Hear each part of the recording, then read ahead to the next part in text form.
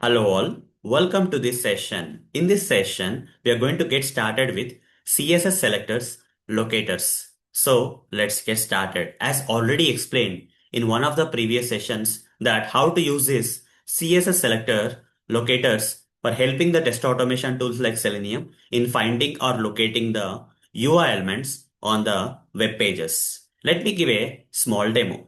So here we have some sample Selenium test automation code. Ignore the technicalities of this code.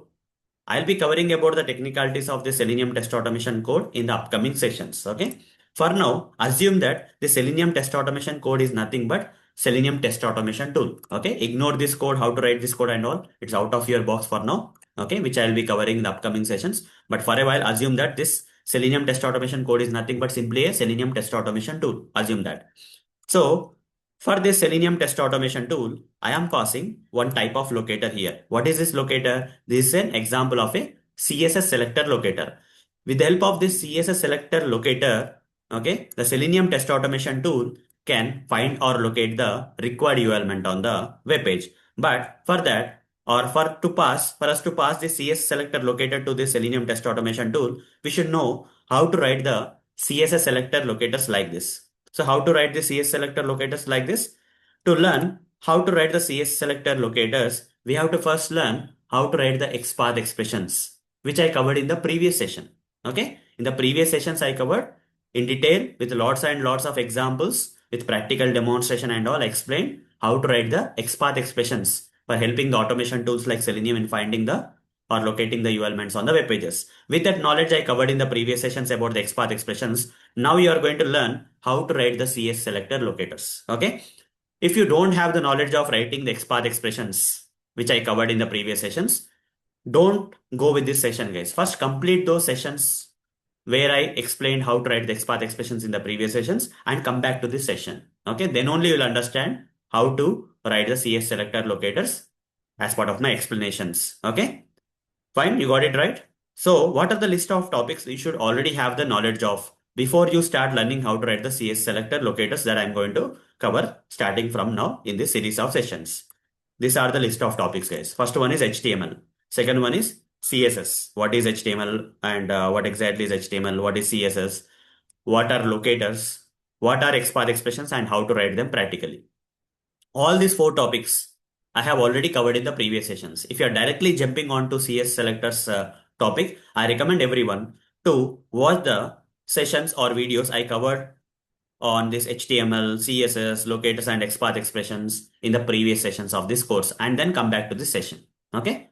Now, what are the list of topics I am going to cover as part of this series of sessions on CS selectors, locators in this course? Let me give you the list of topics I am going to cover. First, I am going to cover what is CSS. This one, what is CSS? I already have explained in the previous session, but let me give a small high level recap in this session or in the series of session also of this course, okay, on CS selectors. Then next one, I'm going to cover, first I'll cover what is CSS at high level. What is CSS at a high level I'm going to cover. After that, I'm going to cover what is CSS selector. Okay, what exactly is the CSS selector concept that I'll cover. After that, I will cover, okay, after that I will cover the priority of CSS selector. So what is the priority of CS selector? Does it have the high priority over XPath expressions or low priority over the XPath expressions? CS selectors have the high priority over the XPath expressions, which we already know from the previous sessions. I explained about this in the previous sessions, but I'll cover in detail why the CS selectors, okay? What is the exact reason behind why the CS selectors have the highest priority over the XPath expressions and why the XPath expressions have the low priority over the CS selectors I'm going to cover in this session. Then next one is I'm going to cover about powerful. Which one is powerful? CSS selector is powerful or XPath expressions are powerful? CS selectors are less powerful when compared to the XPath expressions. XPath expressions are more powerful type of locators when compared to the other locator types. But why the CS selectors have the low priority over the XPath expressions? Okay, when compared to the XPath expressions, CS selectors have the low priority over the XPath expressions. Here, high priority CS selectors have the high priority over the XPath expressions, but CS selectors are low powerful, okay, low powerful than the XPath expressions. Okay, let's not confuse here. Coming to the priority, CS selectors have the more priority over the XPath expressions. Then compared to the XPath expressions, CS selectors are less powerful. Okay, less powerful than XPath expressions. These two topics I'm going to cover in detail in the upcoming sessions. The next one is types of. Next, I'll be covering types of CS selectors as part of this sessions or series of sessions I'm going to cover. Okay, based on CS selectors.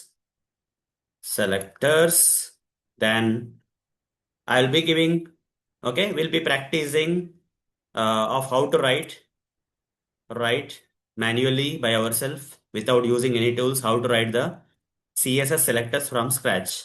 Okay, with lots of examples. Okay, how to write the CS selectors, locators with lots of examples. So while explaining how to write the CS selector locators, we'll be, comparing with the XPath expressions. Okay.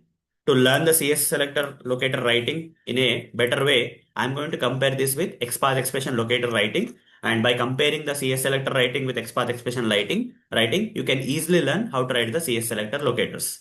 Okay. Fine. Next.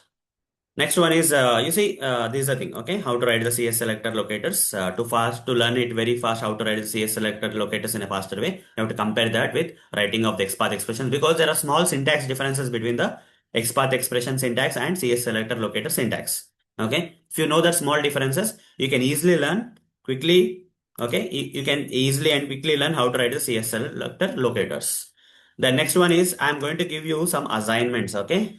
As part of this series of sessions, I'm going to cover on CS selector locators on this in this course. I'm going to give you good number of assignments so that will build your confidence also. Okay, along with this explanations and practical demonstration on CS selector locators, I'm going to give you good number of assignments. Okay, and doing so, your confidence levels in writing the CS selector locators will definitely rise.